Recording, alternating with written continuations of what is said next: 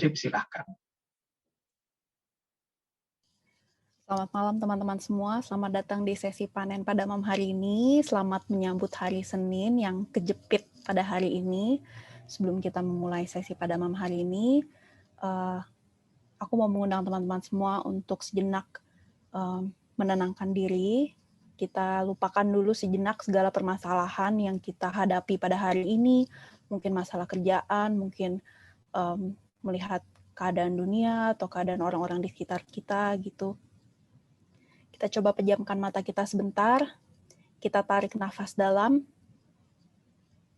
hembuskan pelan-pelan, kita mau mensyukuri apa yang Tuhan sudah berikan pada kita pada hari ini. Tuhan sudah berikan kita hari yang baru untuk bisa hidup, kesehatan, pekerjaan, ataupun studi, dan tentunya juga kesempatan untuk kita sama-sama berkumpul pada malam hari ini untuk mengikuti kegiatan panen. Teman-teman, seperti yang Santo Agustinus dari Hippo katakan, qui bene cantat bis orat, yang artinya ia yang bernyanyi dengan baik sama dengan berdoa 2 kali. Aku mau mengundang teman-teman semua untuk ikut menyanyikan lagu ini bersama-sama, untuk meresapi kata-katanya bahwa kita adalah orang-orang pilihan Tuhan, Tuhan memanggil kita dan kita adalah miliknya. Marilah kita sama-sama menyanyikan lagu You Are Mine.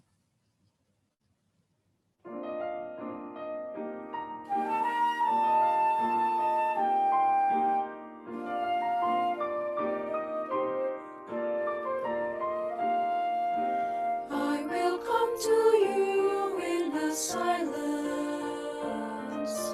I will lift you from all your fear. You will hear my voice. I claim you as my choice. Be still and know I am here. I am hope for all who are hopeless. I am eyes for all who long to see. In the shadows of the night, I will be a light. Come and rest in me.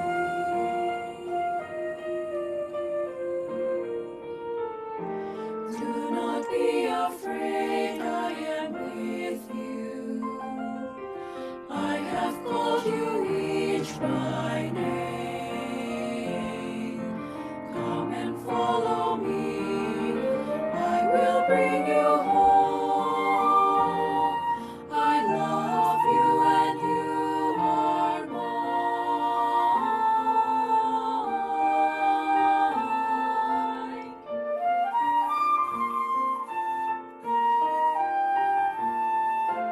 I am strength for all that is despairing, healing for the ones who dwell in shame.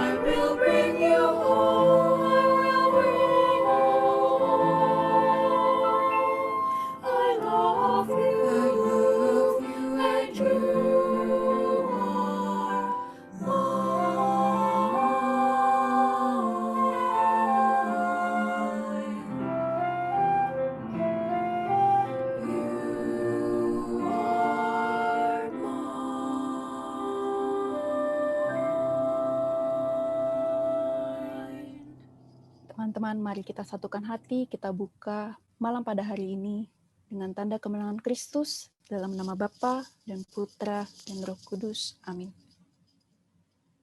Selamat malam Allah Bapa, selamat malam Allah Putra, selamat malam Allah Roh Kudus. Terima kasih atas berkat penyertaan-Mu sepanjang hari ini, sehingga pada malam hari ini kami anak-anak-Mu dapat berkumpul bersama untuk mengikuti kegiatan panen. Kami mohon ya Bapa, Engkau menurunkan kasih karunia-Mu, sehingga Engkau dapat hadir di tengah kami. Dan juga ya Bapa, bukalah hati dan pikiran kami, agar segala perhatian, perasaan, dan akal budi kami senantiasa terarah kepadamu. Kami juga ingin mendoakan Ciurika ya Bapa, yang telah Kau utus untuk membawakan firman-Mu pada malam hari ini. Curahkanlah rahmat-Mu atas Ciurika, agar ia mampu meneruskan apa yang ingin Kau sampaikan kepada kami. Sehingga kami pun dapat belajar ya Bapa, untuk menjadi pribadi yang selalu bersyukur, berbagi, dan bersuka cita, meskipun dihadapkan dengan kondisi yang sulit.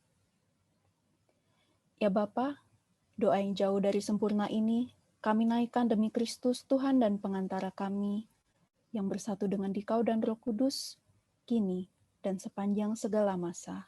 Amin. Dalam nama Bapa dan Putra dan Roh Kudus. Amin. Thank you, Jessica Budiman alias JB, yang udah membimbing present worship kita malam hari ini. Nah, saya kok jadi gede banget ya karena kena spotlight. Menyapa kembali teman-teman yang baru hadir ya. Selamat malam kembali. Semoga teman-teman semua sehat-sehat semua. Kalaupun ada yang kurang sehat, semoga disertai Tuhan terus sampai memperoleh kesembuhan ya. Amin. Teman-teman, malam hari ini kita sudah kedatangan ya. Tadi udah sempat disinggung-singgung sedikit gitu. Tapi nggak afdol kalau belum diintroduce gitu ya. Singkat gitu, secara singkat aja, beliau ada seorang full-time missionaries, full-time missionaries yang sudah banyak karya pelayanannya di Gereja Katolik sebagai pewarta, sebagai pengajar, dan dalam lingkungan praise and worship. Beliau adalah penasehat dari komunitas Domus Cordis juga, dan juga sangat aktif di pelayanan di Theology of the Body Insight, TOBIT ya. Seorang yang tidak asing lagi dengan panen ya. Kak Yurika mungkin pernah datang dalam kondisi di belakang layar saya ini ya. Tapi malam hari ini kita bertemu dalam media yang berbeda, tapi semangatnya tetap sama. Oke, saya mau minta tolong teman-teman, waktu nanti kita introduce sang pembicara kita ini, keluarkan segala emoji, segala reaction yang ada di dalam Zoom kita ini, untuk menyambut pembicara kita malam hari ini. Oke, sip. Marilah kita sambut. Bisa ada yang panggil kakak, ada yang panggil cici, nggak masalah. Ya, kita sambut bersama-sama Kak Yurika. Wih, kasih reaksinya semua. Malam Kak Yurika. Selamat malam, Giort apa Andreas nih manggilnya? Jos, ya Kak Yurika. Ya, oke. Selamat malam, George. Ya, malam Kak Yurika. Silakan ya, waktu dan layar dipersilahkan. Oke, sebelum kamu menghilang ada beberapa pertanyaan nih, George. Oke, boleh. Nanti setelah ini apa ada tanya jawab atau langsung ditutup saja dengan doa? Ada tanya jawab, Kak? Oh, ada ya? Ya. Oke. Aku bisa tolong dijadiin host untuk share screen? Coba tim admin boleh dibantu, harusnya sih. Udah bisa ya? Ya, nih udah bisa. Settingan baru diubah barusan. Oke. Thank you, George. Oke, silakan. Ya, selamat malam teman-teman di Jakarta Barat. Salam dari Jakarta Pusat. Salam sehat selalu. Nama saya Yurika Agustina dari Paroki Santa Teresia. Tadi George sudah memperkenalkan. Saya dari komunitas Domus Cordis dan juga salah satu pengajar dari Sekolah Evangelisasi Pribadi Shekinah.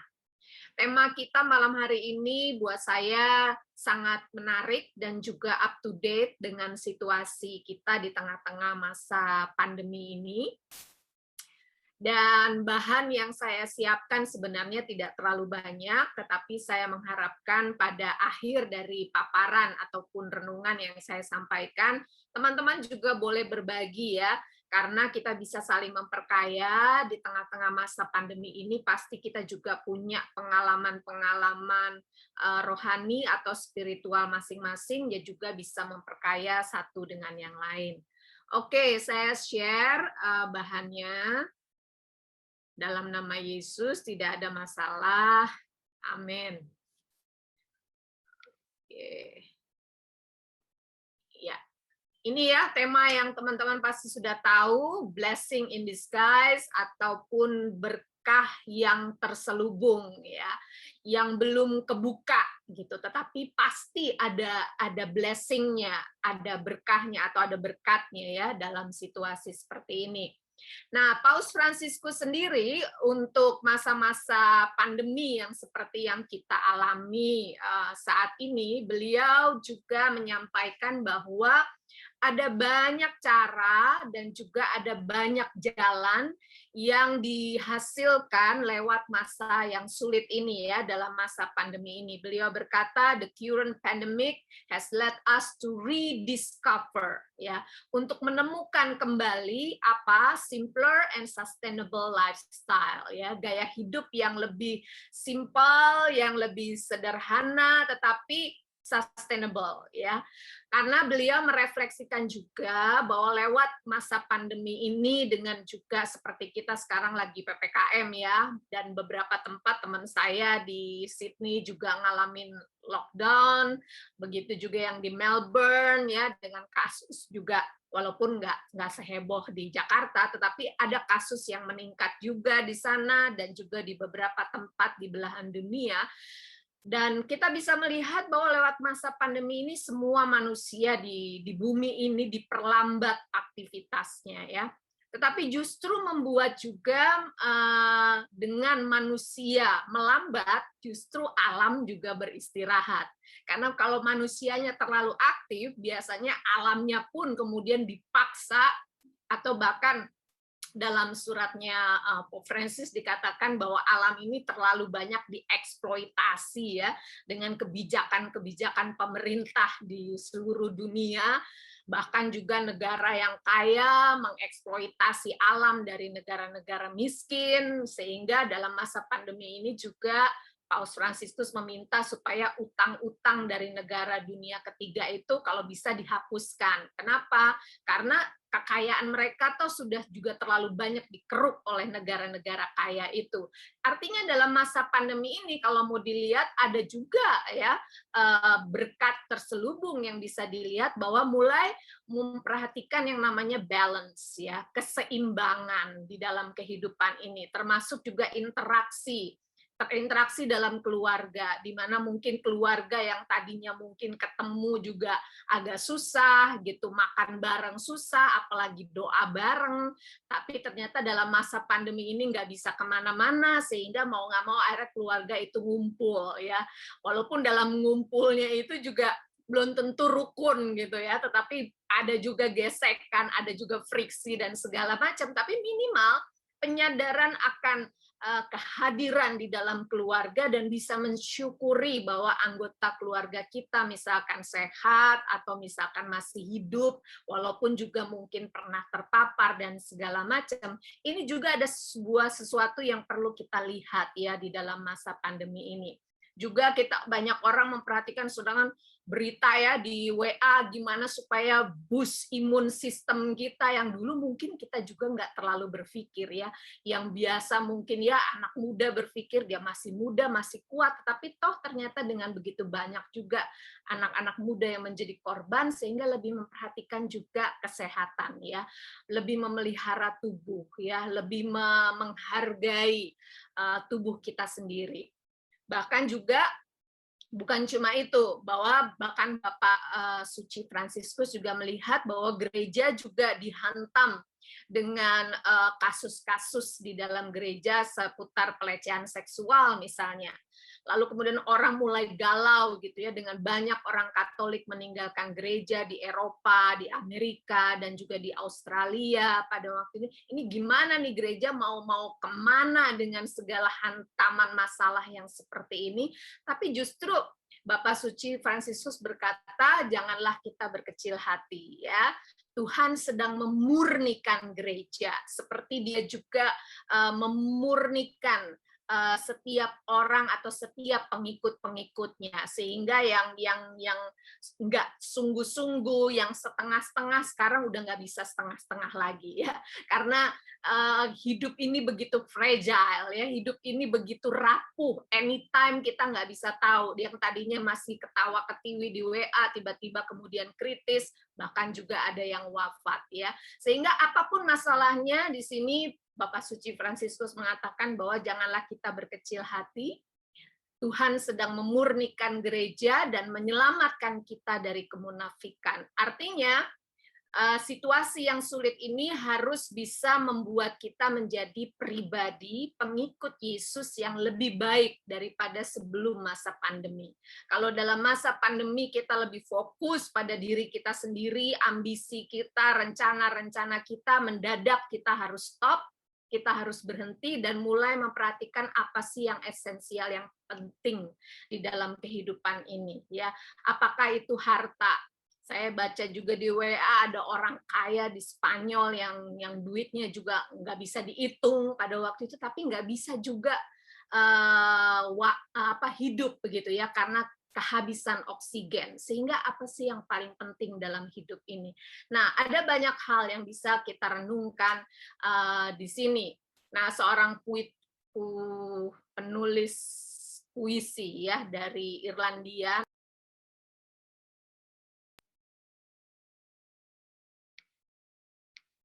namanya Oscar Wilde, ya, beliau berkata, what seem to us as bitter trials are often blessings in disguise.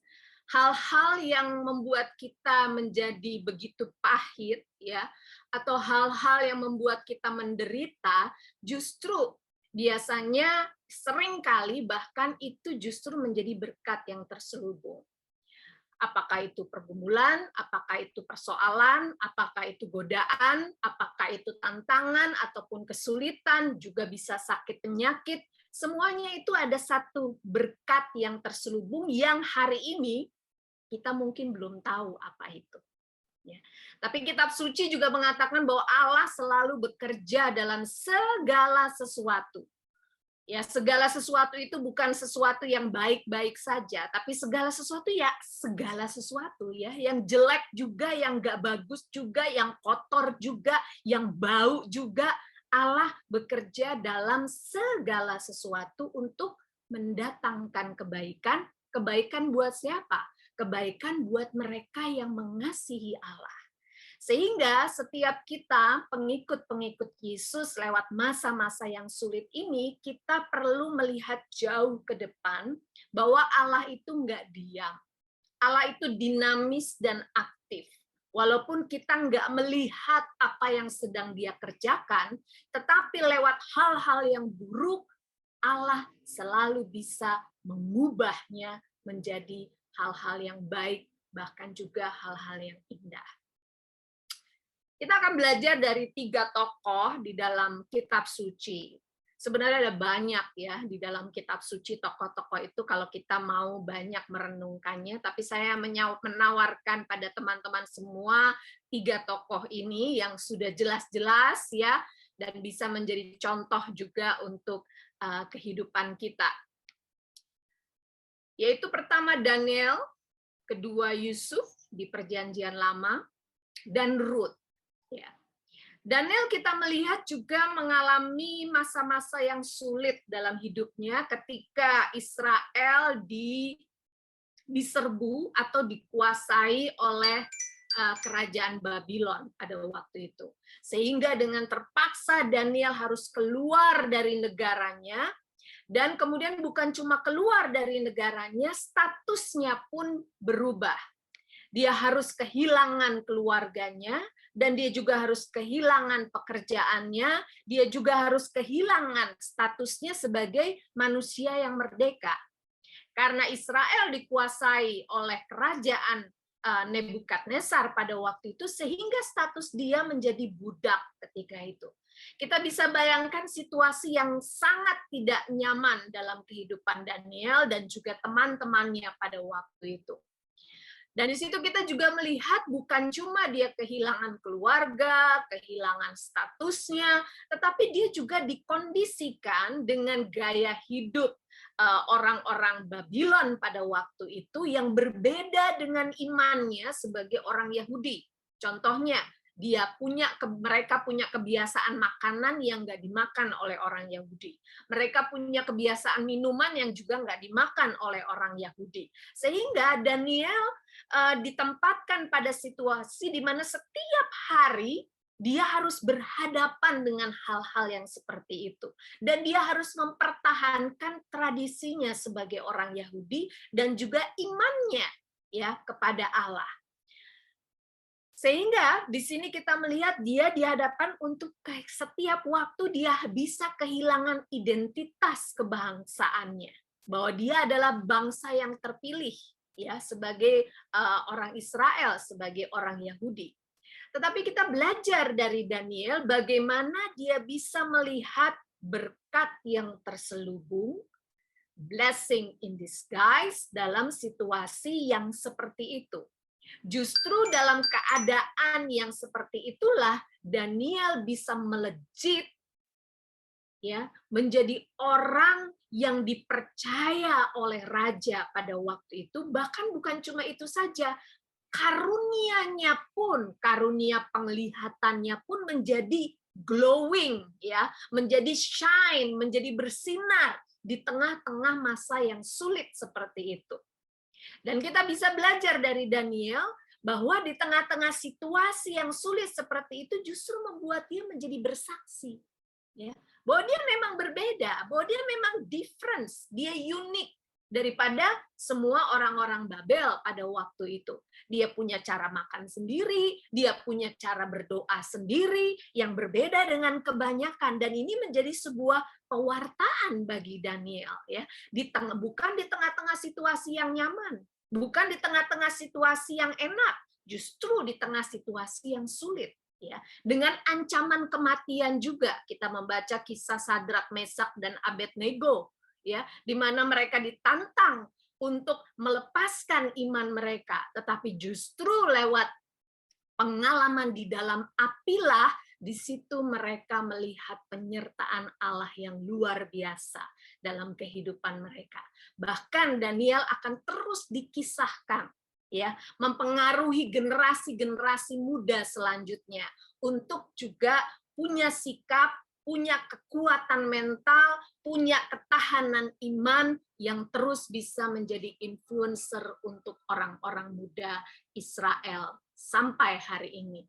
Kita bisa belajar itu dari Daniel ya.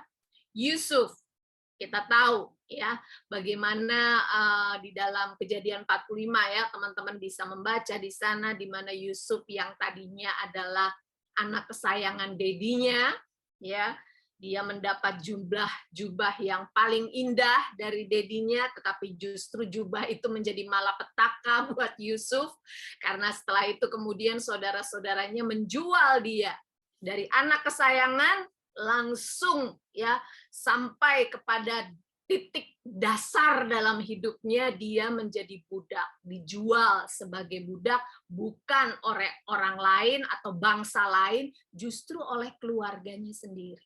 Kita bisa bayangkan betapa sakitnya Yusuf ya, dengan anak muda yang punya mimpi sebegitu luar biasa, tiba-tiba dibanting sekeras-kerasnya, dia diseret sebagai budak. Bahkan bukan nggak sampai di situ aja, kita juga membaca kemudian dia dipenjarakan, ya, dipenjarakan tanpa kesalahan, ya, karena dia dimanipulasi oleh tuan tempat dia bekerja yaitu Potifar, lalu kemudian dia diperdaya sehingga kemudian dia menjadi napi, ya, narapidana. Kalau kita menjadi Yusuf, kira-kira perasaan-perasaan apa yang bergejolak dalam diri kita, ya? Seakan-akan hidupnya dibalikkan begitu cepat. Bahkan prosesnya kalau kita baca di dalam kitab Kejadian itu cepat banget gitu ya. Mungkin Yusuf masih baru mau narik nafas, tiba-tiba udah datang lagi. Kalau misalkan orang lagi di tengah-tengah laut gitu ya, atau di pantai ya, baru kena ombak, baru mau taruh kaki gitu supaya bisa balance jejak, tiba-tiba datang lagi ombaknya. Sehingga sesek napasnya seperti apa itu Yusuf, kita bisa bayangkan. Tapi dari Yusuf kita juga belajar soal karakter, ya, bahwa di tengah-tengah situasi itu nggak mempengaruhi karakter Yusuf. Karakter Yusuf tidak dipengaruhi dengan bitter, dengan kepahitan di dalam hidupnya, tetapi justru dia bisa mengubah kepahitan itu menjadi berkat di dalam kehidupannya. Entah dia di dalam penjara, dia udah nolong, bahkan kita bisa belajar lagi juga lewat kesulitan yang dihadapi Yusuf, karunia-Nya dia mulai semakin glowing juga, semakin shining ya dari Yusuf. Dia bisa menafsirkan mimpi yang mungkin ketika dia di rumah bapaknya, dia belum bisa menemukan karunia itu. Tetapi justru di dalam penjara, dia bisa menafsirkan mimpi-mimpi. Dan di situ kemudian dia minta tolong supaya kasusnya dibawa kepada raja. Petugas penjaranya juga lupa, ya, nggak bawa juga kasusnya kepada raja, sehingga 3 tahun lagi dia harus ada di situ. Tapi apakah itu mengubah karakter Yusuf? Enggak. Justru Yusuf menjadi orang yang semakin baik di tengah-tengah situasi kegelapan yang paling gelap di dalam hidupnya, yaitu di dalam penjara itu, yang dingin, yang kotor, yang ada di dalam kehidupan Yusuf, yang mungkin nggak pernah dia bayangkan itu bisa ada di dalam hidupnya.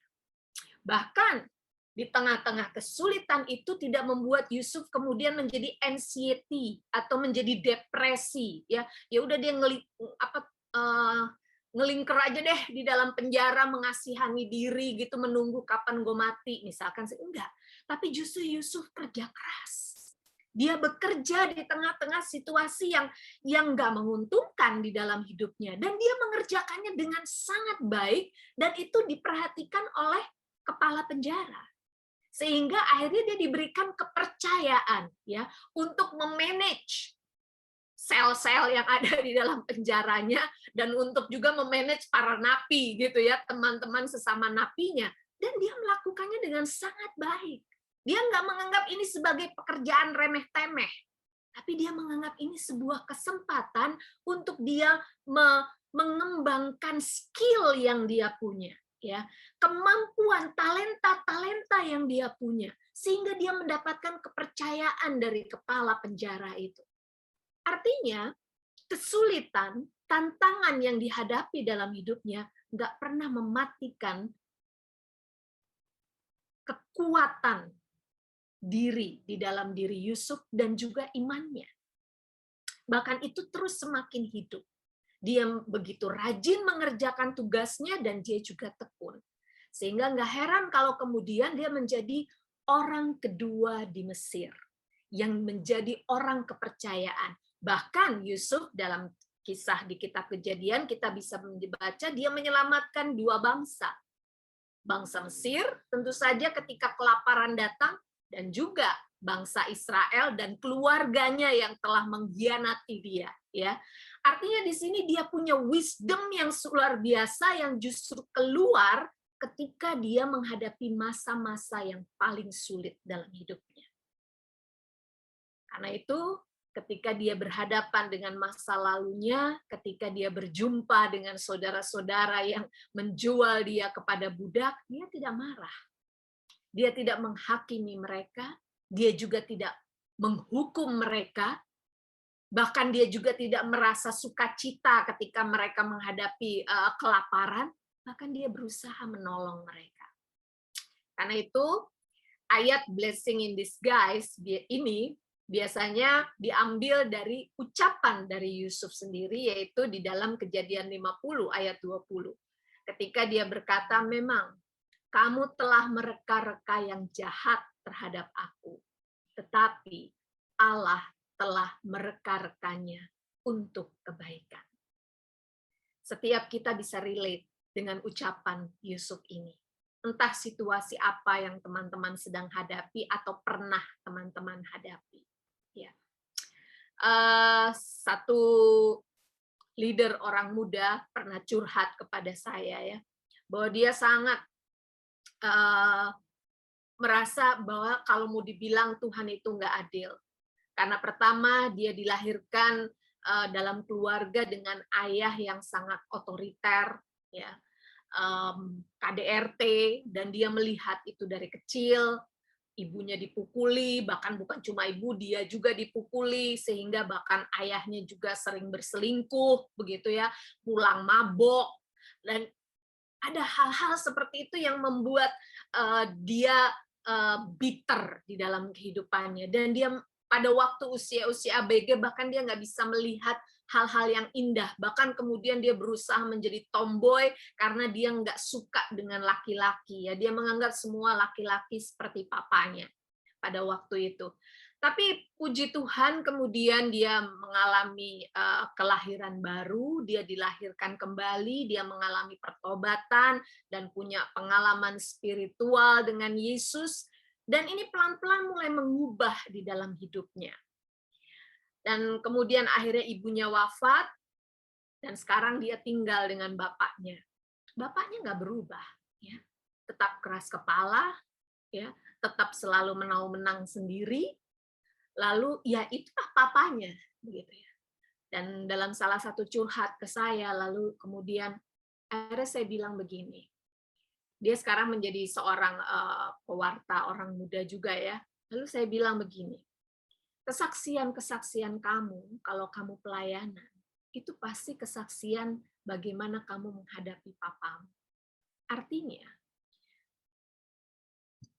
kehadiran papamu yang seperti itu justru mengeluarkan harta-harta perbendaharaan yang baik di dalam dirimu. Walaupun kamu punya papa yang seperti itu, kamu tetap pelihara dia, kamu tetap memberi dia makan, kamu juga merawat dia ketika dia sakit. Bukankah itu sesuatu yang mulia? Dan bukankah itu sesuatu yang membuat kamu menjadi semakin kudus sebagai pengikut Yesus?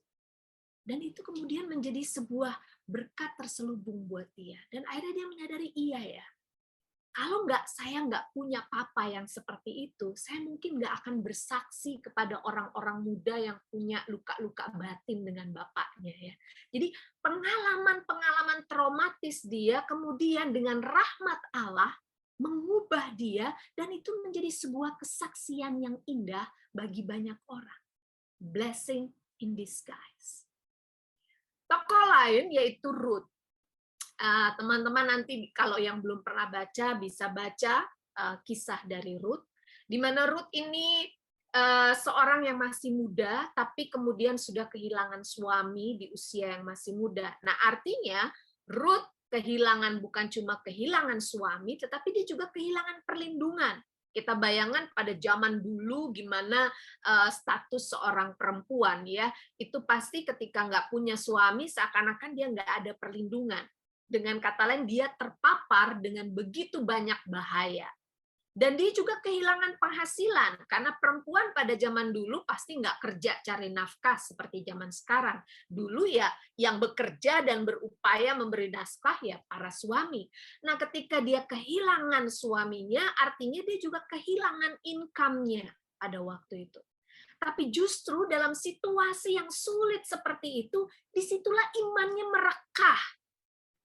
Ketika mertuanya, ibu dari suaminya berkata, udah deh kamu pulang kampung aja, kamu cari suami di kampungmu, tapi Ruth nggak mau. dia tetap mau untuk melayani mertuanya yang juga kehilangan suami dan juga anak-anaknya ketika itu ya, sehingga dia punya belas kasihan. Ini mertua bagaimana? Dia harus balik ke Israel, lalu dia mau menemani mertuanya. Artinya situasi yang sulit seperti itu melahirkan buah-buah roh di dalam diri Ruth sendiri. Bukan justru yang keluar buah-buah daging, tetapi justru kesulitan itu melahirkan buah-buah roh. Kasih, kesetiaan, kesabaran, itu keluar di dalam diri Ruth. Justru ketika dia mengalami hal-hal yang menyakitkan dalam hidupnya. Sehingga kita bisa belajar dari Ruth bahwa, terutama juga dengan kita dalam situasi pandemi ini, ada banyak yang nggak pasti. Ya, ekonomi ke depan akan seperti apa, nggak pasti juga. Apakah kita akan bisa hidup seperti sebelum masa pandemi, nggak tahu juga. Sehingga artinya yang kita bisa terima adalah kita harus belajar menerima satu-satunya yang pasti, yaitu apa? Ketidakpastian. Kita harus belajar untuk menerima itu. Tapi justru di tengah-tengah ketidakpastian seperti itu, Ruth menjadi satu nama perempuan yang dicatat ya di dalam Perjanjian Lama. Pada akhir kitabnya justru dikatakan Ruth menjadi nenek buyutnya daripada Yesus Kristus Tuhan dan Juru Selamat kita. Karena dia adalah menjadi neneknya dari Daud ya, sedangkan Yesus itu keturunan Daud. Nah, dari tokoh-tokoh ini kita bisa melihat bahwa blessing in disguise. Ada berkat terselubung dalam keadaan atau situasi yang nggak menguntungkan di dalam kehidupan kita, asal kita tetap mau menjadi pengikut Kristus. Bahkan situasi yang tidak menguntungkan kita itu justru memurnikan kita, mengeluarkan perbendaharaan ya yang baik di dalam diri kita. Kita belajar yang paling utama justru adalah dari Yesus sendiri ya. Seperti yang ditulis dalam bacaan liturgi hari Minggu. Ketika itu dikatakan bahwa kita boleh baca bareng-bareng ya, 1, 2, 3. Tetapi sekarang di dalam Kristus Yesus, kamu yang dahulu jauh sudah menjadi dekat oleh darah Kristus. Karena dialah damai sejahtera kita, yang telah mempersatukan kedua pihak, dan yang telah merubuhkan tembok pemisah, yaitu perseteruan. Sebab dengan matinya sebagai manusia, ia telah membatalkan hukum Taurat dengan segala perintah dan ketentuannya untuk menciptakan keduanya menjadi satu manusia baru di dalam dirinya. Dan dengan itu mengadakan damai sejahtera dan untuk memperdamaikan keduanya di dalam satu tubuh dengan Allah oleh salib. Dengan melenyapkan perseteruan pada salib itu. Artinya dalam bacaan ini mau mengatakan bahwa dosa itu memisahkan kita dengan Allah. Karena itu dikatakan oleh Rasul Paulus, dahulu kamu jauh. Ya, karena kamu berdosa. Allah dipisahkan oleh manusia yang diciptakan karena dosa. Karena itulah kemudian Yesus datang dan Yesus mati di atas kayu salib. Dan salib, kita semua tahu ketika itu salib bukan berkat. Justru salib adalah kutuk buat orang masa itu. Ya nggak ada. Itu adalah perendahan yang paling rendah. Bayangkan Yesus tidak bersalah, tetapi dia mati di salib di antara orang-orang yang jahat. Ya, kita lihat kisahnya ya di antara dua orang penyamun pada waktu itu ya. Artinya sampah masyarakat. Salib itu bagaimana bisa melihat salib sebagai berkat? Tetapi justru dengan salib itulah Yesus mendamaikan perseteruan antara Allah dengan manusia yang berdosa. Dia menanggung dosa-dosa manusia di atas kayu salib. Karena itu dikatakan dengan darah Kristus, kita yang tadinya jauh, kemudian menjadi dekat dengan Allah. Bahkan kita bisa memanggil Allah dengan begitu intim, dengan sebutan, ya Aba, ya Bapa. itu nggak akan terjadi tanpa salib. Artinya ada berkat di balik salib, ada berkat di balik kegelapan di dalam kehidupan Yesus. Nah, sebagai pengikut Kristus kita selalu diberi rahmat untuk mampu melihat itu. Bahkan dalam salib-salib dalam hidup kita, seperti pada pewarta orang muda yang tadi saya sharing ya, punya papa yang seperti itu adalah salibnya. Kan kita nggak bisa bilang bekas mama atau bekas papa kan, yaitu papanya. Dan dengan dia menerima salib itu, bahkan kemudian dia mengolah di dalam kehidupannya, itu menjadi sebuah pewartaan kasih karunia Allah di dalam hidupnya. Setiap pengikut Kristus diberikan power untuk mengubah salib dalam hidupnya itu menjadi sebuah pewartaan berkat bagi sesama di dalam kehidupan kita. Background keluarga saya juga mirip dengan dia, karena itulah dia banyak curhat sama saya ya. Saya backgroundnya dari keluarga yang bercerai, saya nggak pernah ketemu dengan bokap, masa ABG saya juga NCT ya, ABG yang galau tingkat dewa, selalu pengen mati, bunuh diri, tapi bersyukur di titik kritis umur 17 di meja belajar saya mengalami kelahiran baru. Yesus memeluk saya dan disitulah mengalami pertobatan pribadi. Dan semenjak itu kalau saya mewartakan atau sharing, pasti cerita itu saya share. Ya.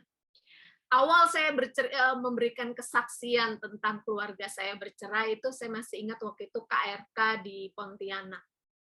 Saya berpikir kalau saya share bahwa saya punya background keluarga bercerai di Pontianak, orang tua saya, mama saya di Jakarta nggak bakal denger gitu kan, jauh gitu Pontianak. Rupanya ada jurnalis dari majalah Hidup. Ditulis tuh di majalah Hidup. Bayangin, terbit kan majalah Hidupnya, dibaca sama temen nyokap di paroki. Lalu kemudian temen nyokap minta konfirmasi ke nyokap, oh kamu ibu ini gini. Ya nyokap telepon dong, dia bilang kamu ini ya bikin malu gini. Waktu itu saya dimarahin sama nyokap saya, sama mama saya.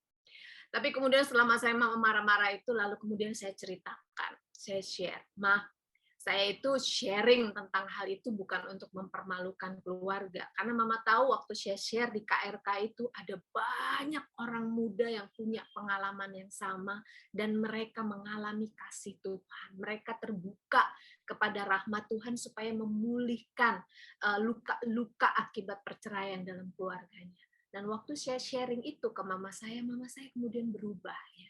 Karena dia melihat justru cacat di dalam keluarga itu ternyata bisa menjadi sebuah pewartaan yang justru menyentuh banyak orang tentang bagaimana rahmat kasih Allah bisa mengubah, memulihkan hati yang luka, hati yang hancur, keluarga yang berantakan.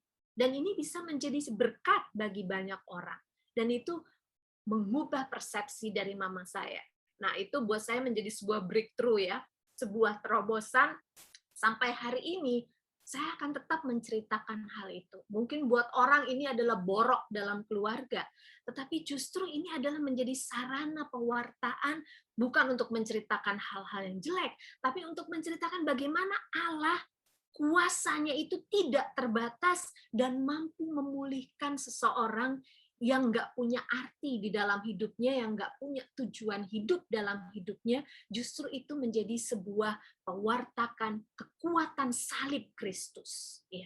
Darah Kristus yang mampu menyembuhkan, memulihkan, bahkan juga memerdekakan. Blessing in disguise. Ini juga kisah seorang ibu ya, di Irak, di mana ibu ini gambarnya bukan gambar ibunya, tapi saya ambil ada nemunya gambar ini lumayan lah. Ibu ini seorang Katolik ya di Irak, berarti imannya kan minoritas. Nah, suatu ketika suami dan anaknya dibunuh oleh seorang polisi dengan begitu kejam ya, hanya karena imannya. Kemudian akhirnya kasusnya dibawa ke pengadilan. Dan sebelum akhirnya diputuskan oleh hakim tentang hukuman apa yang patut diterima oleh polisi ini, si ibu ini minta untuk berbicara. Dan ini yang dia sampaikan. Dia meminta supaya polisi itu tidak dihukum dalam penjara, tetapi dia meminta supaya polisi itu diberi jadwal setiap minggu untuk mengunjungi dia di rumahnya. Ini yang dia katakan.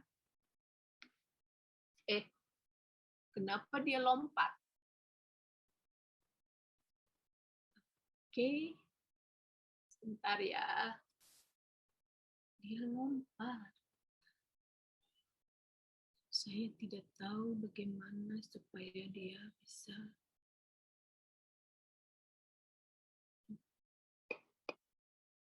tunggu. Catch. Iya.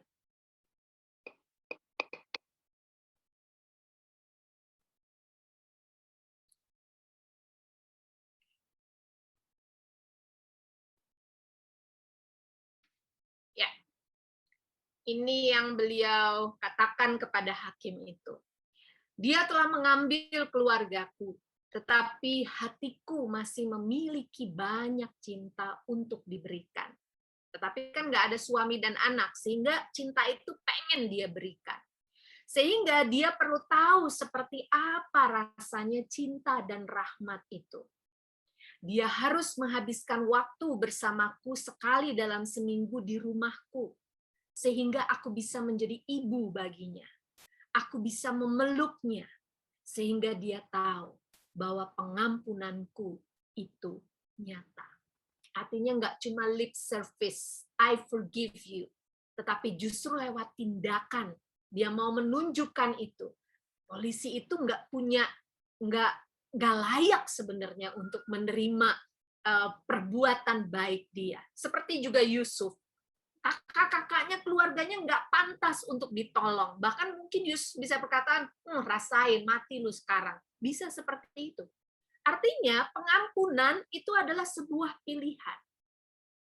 Justru walaupun pengampunan itu pahit, bahkan mungkin menusuk jantung hati kita sedalam-dalamnya, tapi ada blessing in disguise. Ada berkat ketika kita bisa melepaskan pengampunan itu.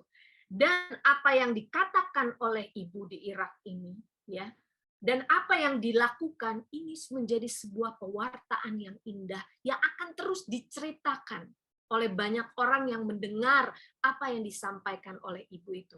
Kekuatan dari imannya justru menjadi bersinar ketika dia mengalami hal yang sangat pahit, kehilangan suami dan juga kehilangan anaknya laki-laki. Dia harus hidup sendiri. Tetapi itu nggak membuat dia justru self-pity, mengasihani diri, atau menjadi orang yang pahit kepada Allah, dan bertanya, why God, why me? Dia nggak berkata, justru dia mengubah itu menjadi berkat dan juga menjadi pewartaan kepada orang yang sudah menjolimi, ya, atau sudah merugikan hidupnya.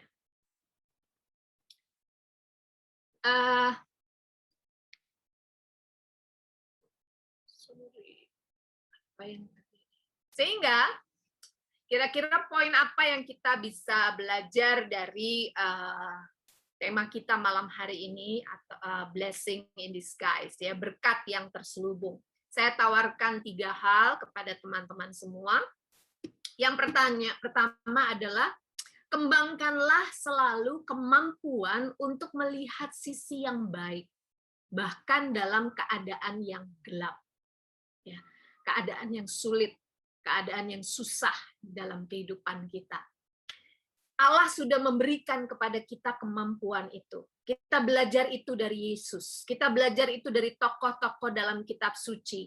Bunda Maria, ya, kita belajar. Justru lewat hal-hal yang sulit dalam hidupnya, dia menjadi bunda segala bangsa. Dia menjadi bunda segala suku. Karena kita menimba kekayaan-kekayaan daripada imannya, ya, daripada karakternya, perilakunya, bukan ketika dia diberkati, justru ketika hal-hal yang sulit hadir dalam hidupnya. Begitu juga dengan suaminya, ya, Yusuf, ya, Santo Yusuf. Karena itulah Bapak Fransiskus mengeluarkan surat Patris Corde, ya, dengan hati seorang bapak. Kita mau menimba itu di masa pandemi dari Patris Corde itu. Bagaimana Yusuf selalu mampu melihat sisi yang baik sekalipun sulit. Punya tunangan, tiba-tiba tunangannya hamil, sebelum mereka menikah, lalu di tengah-tengah kehamilan dia harus pergi juga ke Bethlehem untuk bikin sensus penduduk, karena ketika itu Kaisar Romawi memberlakukan itu, sehingga dia harus membawa Maria yang sedang hamil muda, lalu kemudian sampai di Bethlehem, nggak ada juga tempat untuk melahirkan.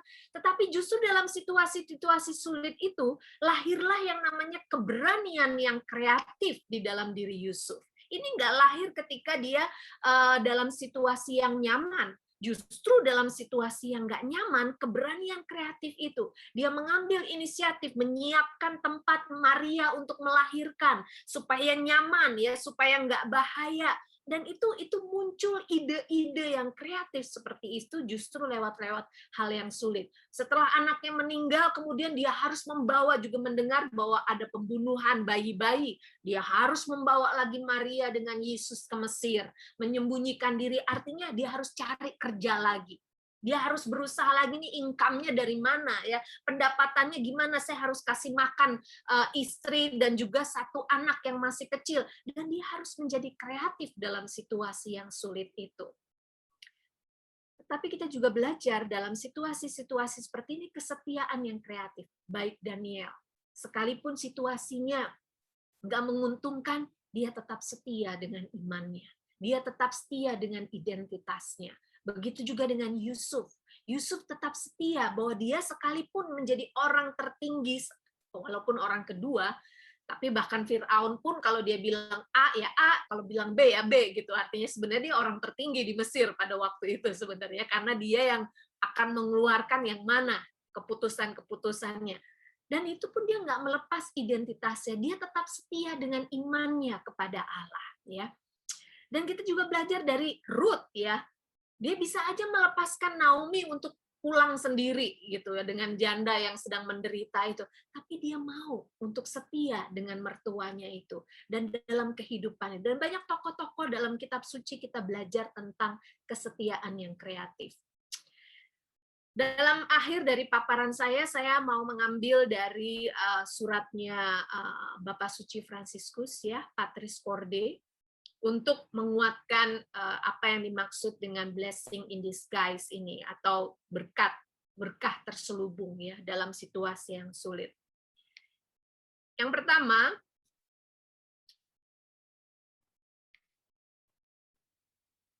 Bapak Suci berkata bahwa terkadang justru kesulitan menumbuhkan sumber-sumber daya dari dalam diri kita yang tidak pernah kita pikirkan bahwa kita memilikinya.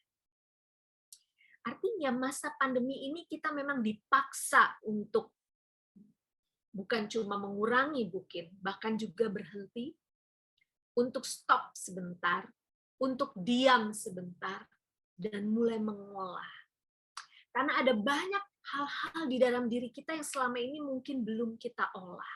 Ada kekuatan-kekuatan di dalam diri kita yang selama ini mungkin belum kita temukan. Justru lewat situasi yang sulit ini, itu keluar di dalam diri kita.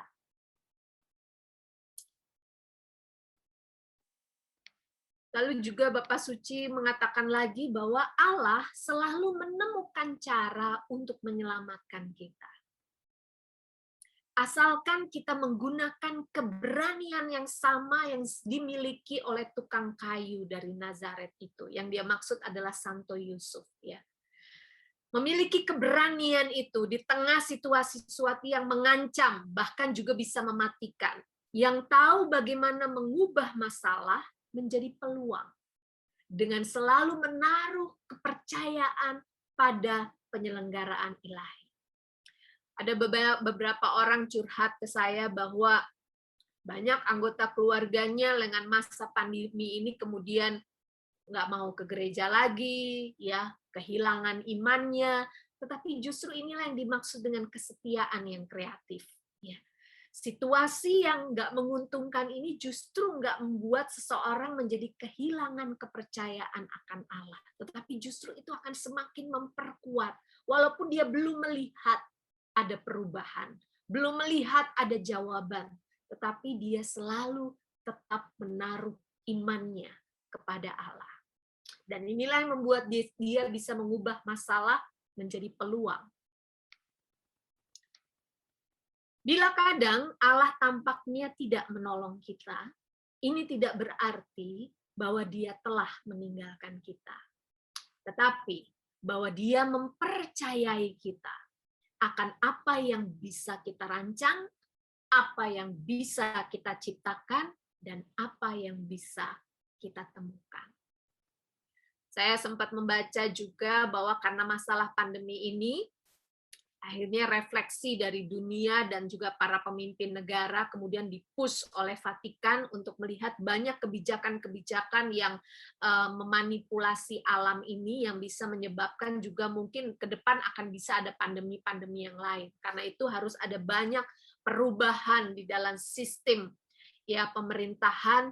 Artinya di sini bahwa dengan masa-masa yang sulit ini juga membuat orang kemudian mulai merancangkan banyak hal-hal yang baik, menciptakan atau penemuan-penemuan yang baru yang bisa dihasilkan dalam situasi pandemi seperti ini. Artinya Allah terlibat. Allah tetap bekerja sekalipun kita nggak melihat tangannya. Tetapi percayalah bahwa Allah hadir, Allah bekerja dalam kehidupan kita. Thank you. Sampai di sini bahan saya. Saya kembalikan kepada Short. Oke, thank you Kak Yurika. Kita kasih tepuk tangan virtual semuanya.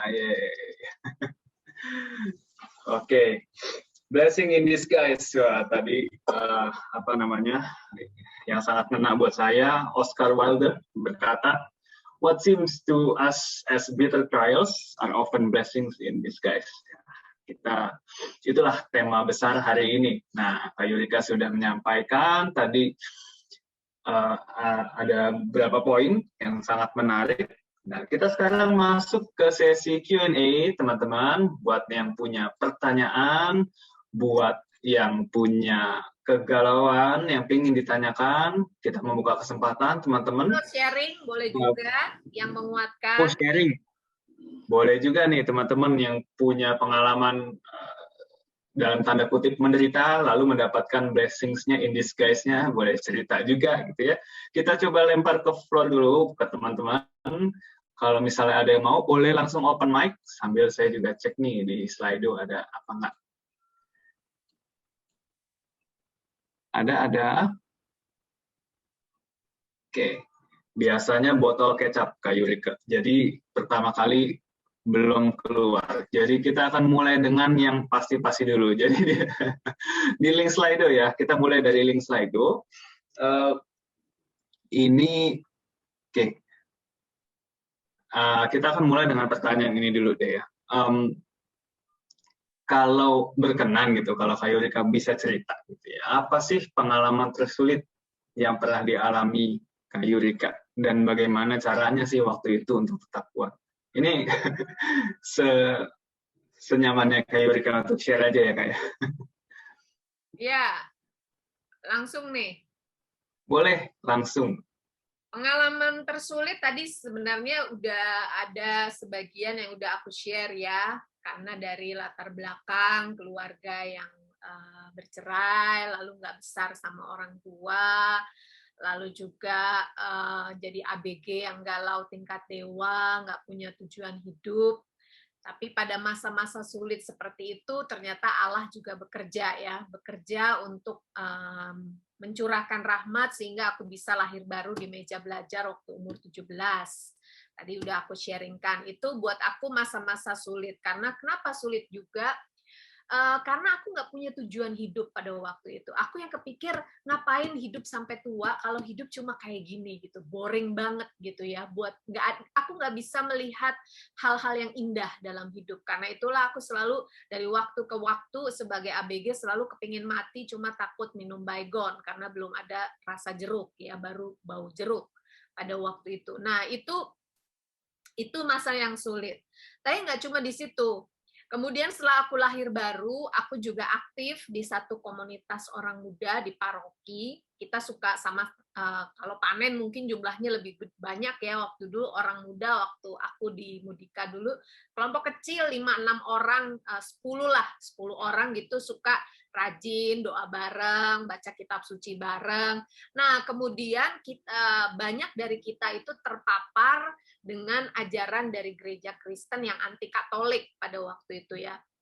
Nah, pada waktu itu akhirnya teman-teman komunitas kecilku itu semuanya nyebrang gitu, pindah gereja lah istilahnya pada waktu itu. Nah, tinggal aku sendirian. Kenapa aku tertinggal sendirian? Karena aku ada di satu sisi nih teman-teman juga leader-leader gitu pada bikin gereja pada waktu itu. Tapi di satu sisi mamaku tuh berusaha nahan aku gitu. Pokoknya kamu jangan lepasin doa rosario pada waktu itu.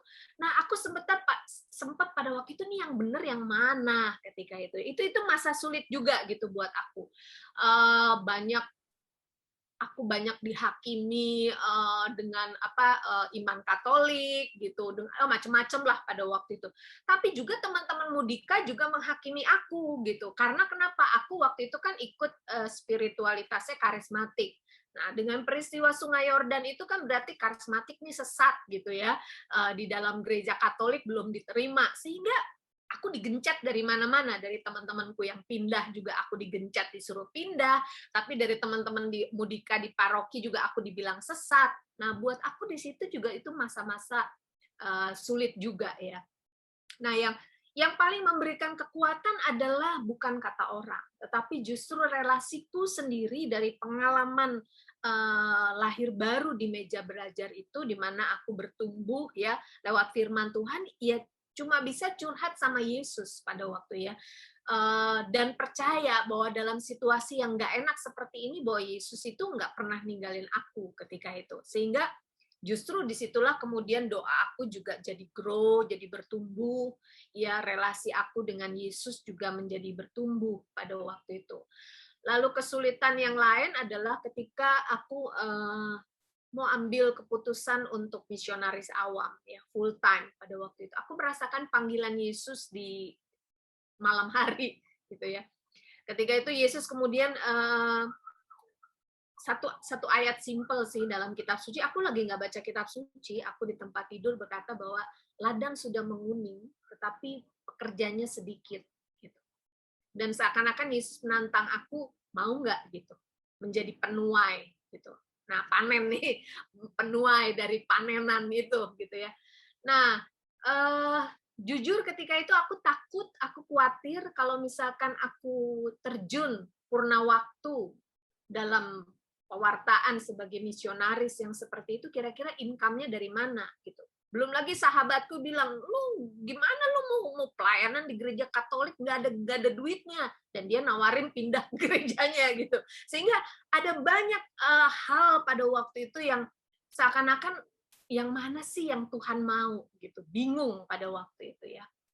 Tapi aku percaya bahwa Tuhan panggil aku di dalam gereja Katolik, dan aku punya talenta, dan aku punya passion juga dalam evangelisasi, dan aku menjawab itu. Tapi aku nggak cerita dengan siapa-siapa. Jadi praktis ketika aku lepas keluar dari pekerjaan ketika itu, aku cuma ngandalin duit tabungan waktu itu ya.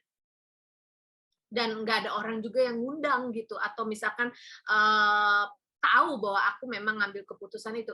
Sengaja sih aku nggak cerita-cerita karena aku pengen lihat ini Tuhan atau bukan sih pada waktu itu. Dan sempat ketika itu aku ngirit sengirit-ngiritnya ya. Aku ngirit sengirit-ngirit sehingga makan tuh ibaratnya kalau dulu suka ada iklan cuma makan nasi sama kuah padang gitu ya, itu aku ikutan tuh ya. Jadi makan karena pengen ngirit, jadi cuma pakai beli sama kuahnya aja, kan murah banget pada waktu itu ya. Ya udah gitu ya, sampai suatu hari aku pengen banget makan sayur. Waktu itu aku masih ngekos ya. Pengen banget makan sayur sih. Waktu makan siang itu dalam hati nih ngebatin gitu, Tuhan pengen banget nih makan sayur. Aku waktu itu ngekos di lantai 2. Tiba-tiba dari lantai 1 ada yang teriak, temen kos. Aku tuh jarang ketemu dia. Dia itu kerja di hotel, jadi shift-nya kita pasti nggak pernah ketemuan. Rupanya hari itu dia lagi shift-nya pagi gitu ya, sehingga kemudian dia teriak, "Rik, lu mau sayur nggak?" Kaget dong gitu ya.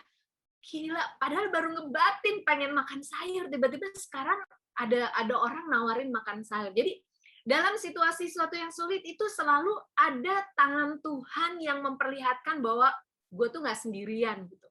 Bahwa gue tuh ada di dalam jalan Tuhan. Nah, peneguhan-peneguhan seperti itu banyak sih, Short ya. Dan ya itu sebagian lah yang bisa aku sharekan saat ini. Gitu. Wow, oke. Ada banyak sekali peneguhan-peneguhan dari pengalaman-pengalaman sulitnya ya. Kak. Amin. Luar biasa sekali. Nah, ini sebenarnya teman-teman itu juga penasaran gitu ya, Kak Yurika. Ini relate sama pertanyaan lainnya. Jadi untuk sampai pada titik bahwa kita bisa menemukan blessings-nya in this case tadi gitu kan, dalam kesengsaraan lah yang kita alami gitu. Nah ini gimana kalau konteksnya ini ya, konteks kesengsaraannya adalah dia dijahati nih sama orang lain gitu. Jadi dia sedih gitu kan. Nah mungkin kan untuk kita bisa relate ke blessings-nya gitu kan, kita awalnya kan mesti ngampunin dulu gitu. Nah ini pertanyaannya adalah gimana caranya bisa ngampunin orang yang udah ngelakuin hal jahat itu atau hal yang nggak baik terhadap kita itu. Pengampunan ya. Pengampunan itu kan 70 kali 7 gitu ya, nggak akan ada batasnya gitu di dalam. Artinya bahwa kalau Yesus meminta kita untuk mengampuni, itu untuk keuntungan kita. Tapi memang setiap orang proses untuk mengampuni itu nggak bisa punya ukuran waktu yang sama. Karena tiap orang itu berbeda, tiap orang itu unik. Tapi kita tahu bahwa jalan untuk blessing adalah forgiveness. Sehingga izinkan buat teman yang sedang mengalami hal yang menyakitkan itu untuk mengolah gitu di dalam dirinya. Cara salah satunya yang bisa membantu adalah ungkapkan itu misalkan dengan cara menulis. Ya, tulis peristiwa yang menyakitkan itu, entah kata-katanya, entah perbuatannya, bisa ditulis. Nah, setelah selesai menulis, aku biasanya kemudian mengajak Yesus untuk membaca tulisan itu.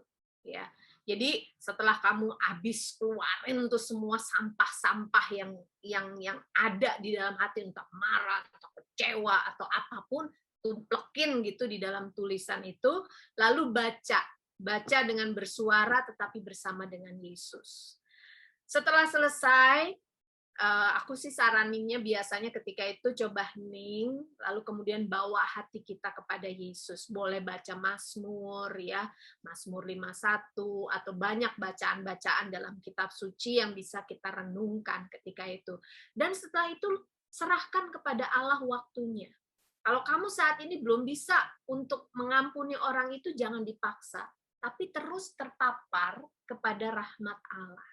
Bagaimana cara terpaparnya? Bisa lewat doa, ya, bisa lewat bacaan-bacaan rohani, bisa lewat sesuatu. Izinkan Allah, rahmat Allah itu akhirnya menyentuh kita. Berapa lama?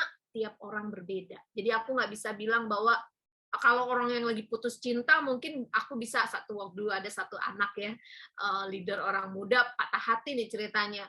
Wah nangis bombay gitu ya, wah nangis-nangis. Dia bilang, akhirnya aku bilang, oke ya seminggu kamu nangis sepuas-puasnya. Tapi setelah seminggu, stop nangisnya. Misalkan seperti itu masih bisa gitu ya. Tapi kalau pengampunan, nggak bisa ada deadline-nya. Karena tiap orang itu pasti berbeda. Tapi memang obat penyembuhnya adalah forgiveness. Oke, ada berapa hal ya. Pertama bisa ditulis dulu, kemudian ajak Yesus untuk membaca tulisan itu gitu. Dan kemudian ada saat hening. Tips yang sangat praktikal. Semoga teman yang bertanya ini, karena ini salah satu pertanyaan favorit nih Kak Yurika. Banyak yang ngasih jempol di Slido-nya. Semoga bisa menjawab ya. Nah, udah 2 pertanyaan dari Slido.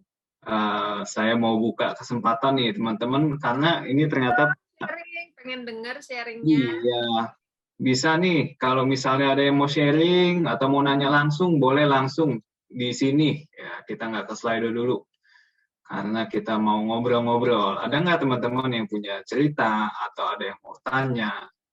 Boleh open mic, atau boleh raise hand, atau boleh apa lagi? Japri kalau misalnya malu, nah, nanti saya panggil. Kita tunggu sebentar. Ya. Kak Yurika ini apa lagi di rumah ya, Kak Yurika ya? Iya, Bro. Kan PPKM. Yes. Itu bagus banget belakangnya rumahnya, kayak cerah gitu.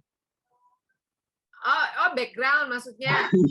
Ini beneran apa virtual background, Kak?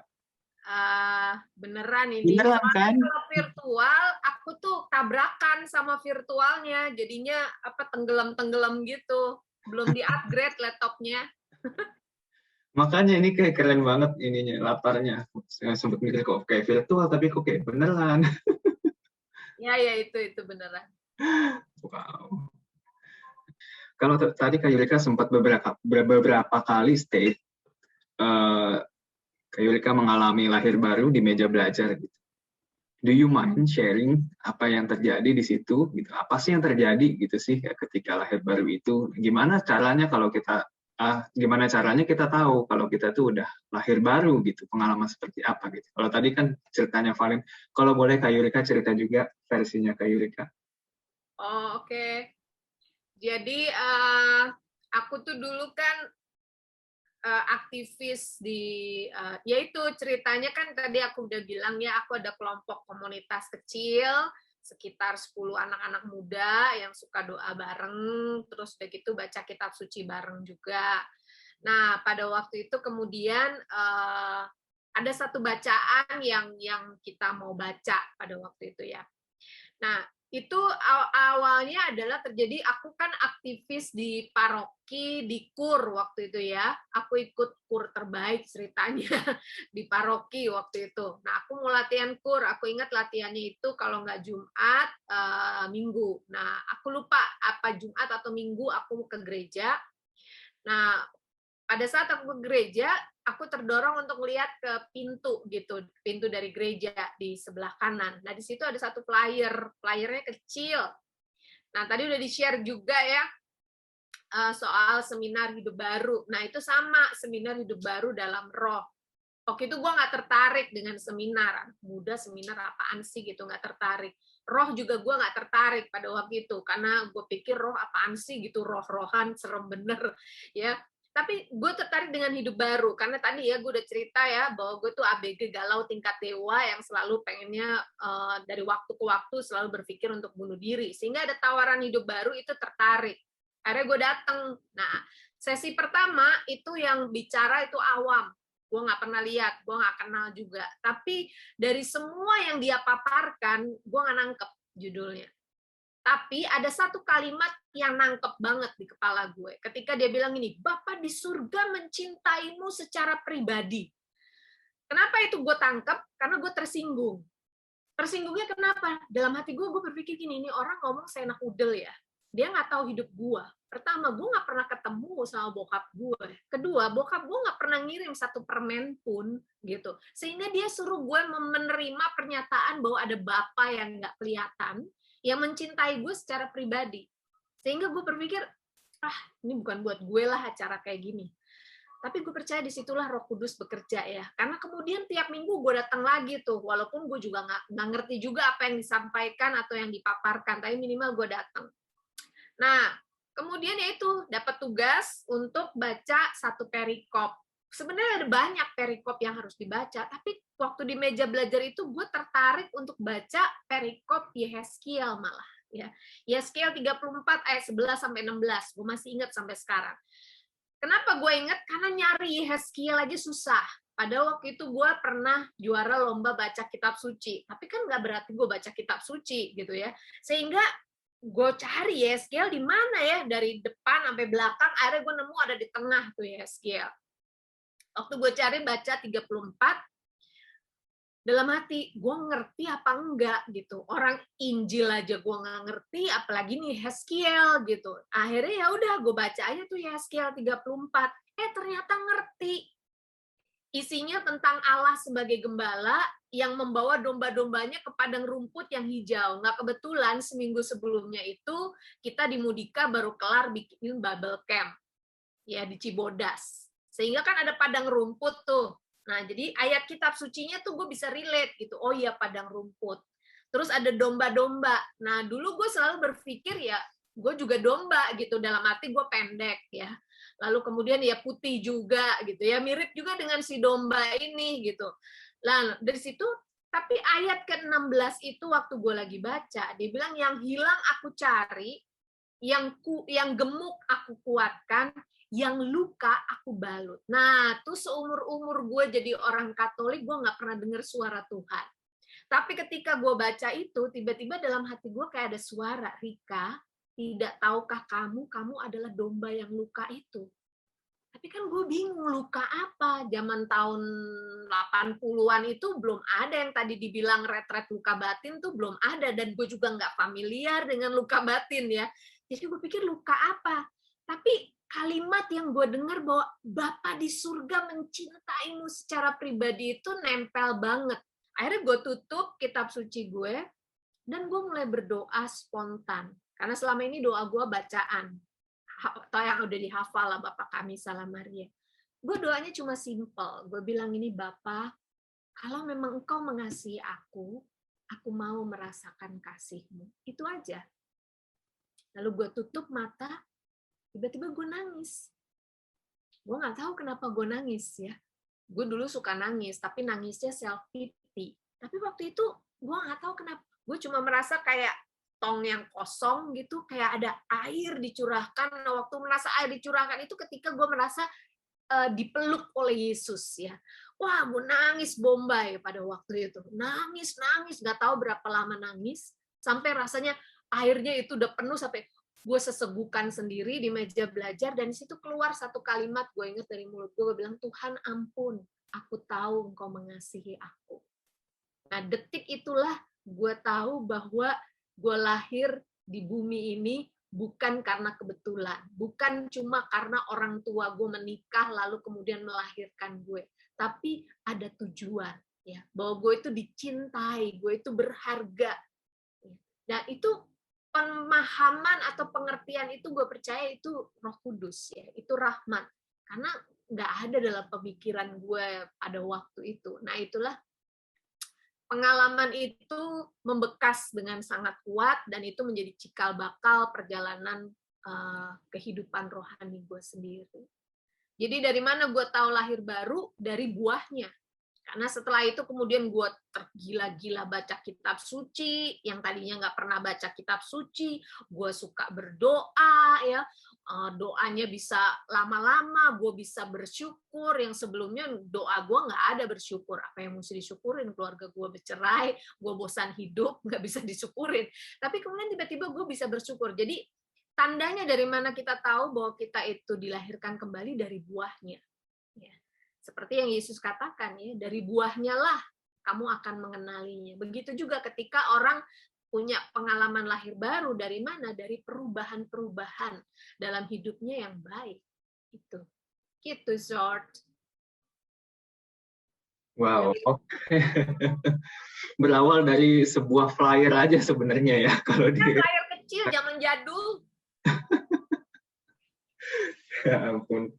Ya, oke teman-teman yang punya pengalaman gitu ya, kalau dulu di gereja tuh bisa offline kan, bagi-bagi flyer, apa namanya, rekoleksi atau apa SHDR segala macam. Wow. Sekarang dianggap nggak efektif tuh flyer, tapi zaman dulu efektif ternyata. Iya ya, betul ya. Tapi siapa tahu di zaman sekarang masih ada yang tergerak tuh karena itu loh. Ya, amin aja deh ya kalau gitu ya. Ya, thank you Kak Yurika. Dilihat dari buahnya ya, kalau kita sudah lahir baru. Tadi juga ada beberapa kaitan gitu kan. Kalau tadi kita dalam masa pandemi gini, apa sih, kan banyak banget yang kita yang kapan selesainya, kapan blessingnya, kok kayaknya penderitaan dulu yang muncul gitu kan. Tetap relate ke situ juga ya Kak. Berarti biarkan waktu Tuhan yang menjawab. Toh sebenarnya sedikit banyak kita udah merasakan gitu blessingnya. Ini salah satunya nih Kak, kita sharing juga nih testimoni. Panen ini juga mendapatkan blessing in disguise juga ya dari kondisi pandemi gini. Mungkin nggak cuma panen, tapi komunitas lain juga. Ya puji Tuhan makin lama kok yang ikut, jadi kita semakin beragam gitu. Mulai dari dulu cuma di Jakarta, mungkin lebih spesifik di Jakarta Barat. Sekarang kita juga bisa reach out ke banyak teman-teman di kota-kota lain, di negara-negara lain juga. Puji Tuhan lah ya. Kita Tuhan bekerja lah. Tuhan bekerja. Amin. Oke. Amin. Kak, ini kayaknya sih kita masih punya room untuk satu pertanyaan terakhir. Tadi ada yang japrik saya, tapi ya mungkin identitas saya kita ya ada lah ya, kita nggak buka. Tapi ngerelate tadi kan ceritanya tadi Valen sama Kak Yurika gitu kan, relate sama cerita Melisa juga gitu. Gimana sih kalau kita taunya gitu? Gimana taunya kalau kita itu udah sembuh dari luka gitu? Kan kayak tadi kan ada cerita gitu kan, rasanya kok fine aja, nggak ada rasa apa, tapi kok pas sharing masih ada rasa seseknya, masih ada rasa nyesek gitu kan. Nah itu termasuk masih ada luka nggak sih yang kita nggak sadar gitu atau gimana? Ini kita jadi nyerempet luka batin ya, tapi nggak apa-apa lah ya. Mungkin tema berikutnya luka batin.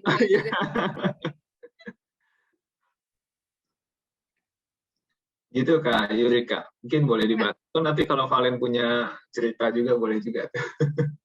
Bisa membantu jawab. Iya. Dari mana kita tahu bahwa kita udah ngampunin orang itu, misalkan gitu ya. Dari rasa sakitnya. Kalau misalkan kita dilukai oleh orang tertentu ya, lalu ketika nggak usah ketemu orangnya, dengar namanya aja seperti ada dek gitu, atau seperti ada rasa nggak nyaman gitu di dalam diri kita. Nah itu artinya kita masih dalam proses mengampuni orang itu. Walaupun mungkin mulut kita udah bilang, ya udah gua ampunin deh loh gitu. Tapi sebenarnya dalam hati kan nggak segampang seperti kita ngomong seperti itu, atau bahkan di dalam doa kita.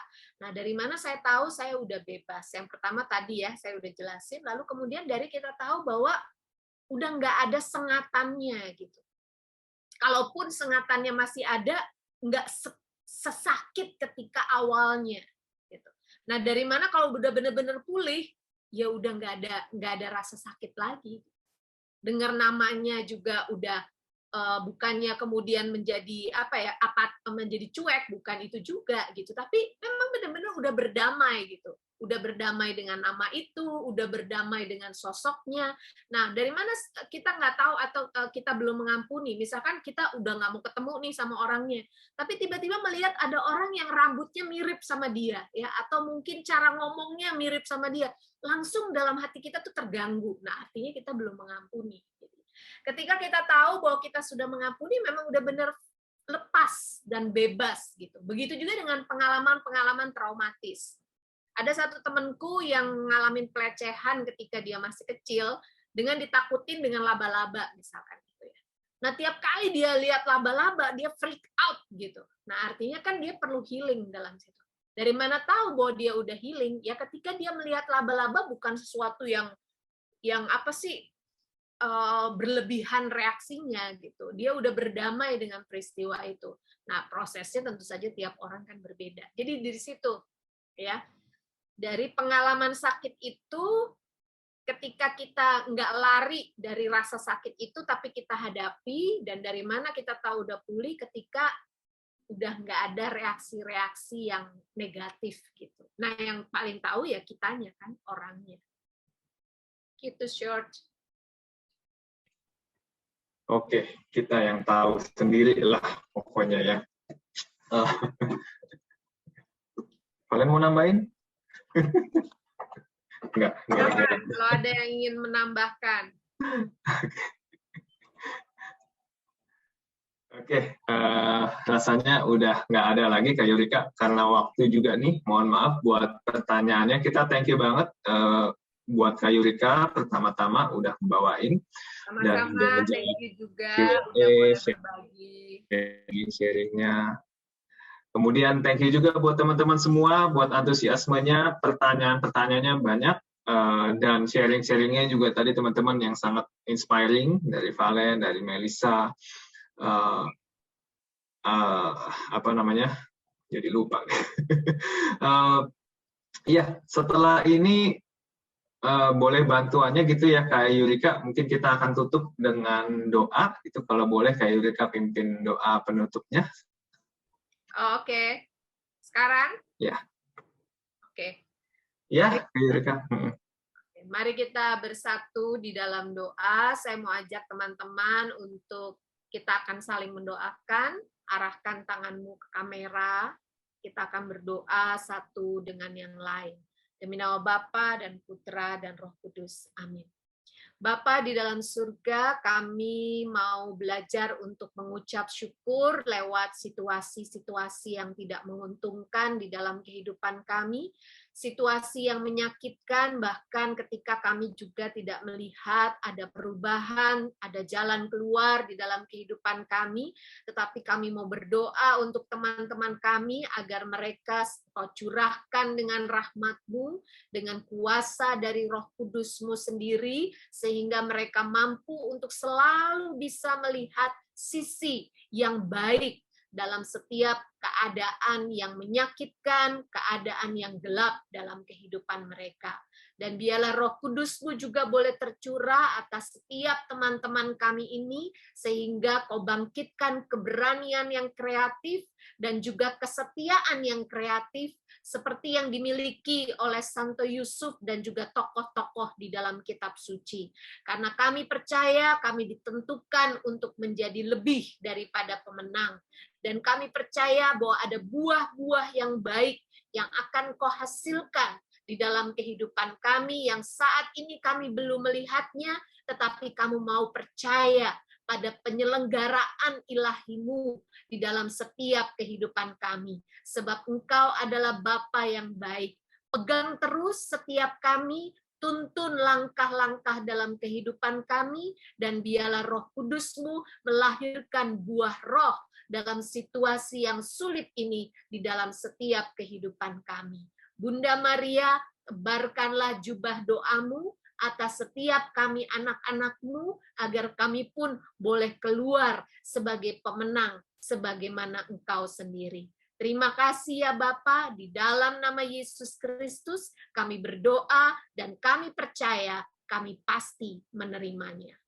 Amin. Demi nama Bapa dan Putra dan Roh Kudus. Amin. Oke, thank you sekali lagi Kak Yurika. Kita kasih tepuk tangan virtual buat Kak Yurika, teman-teman. Oke, nah Kak Yurika, thank you so much. Senang banget bisa ketemu Kak Yurika lagi dan bisa dengar sharing hari ini. Banyak banget kita belajar nggak hanya dari Kak Yurika, tapi dirimain dari Daniel, dari Yusuf, dari Ruth, dan ada banyak hal yang saya yakin teman-teman hari ini juga bisa dapat ambil dan jadikan itu kekuatan untuk menjalani hidup kita lagi menghadapi pandemi kita yang sekarang kita hadapi. Amin.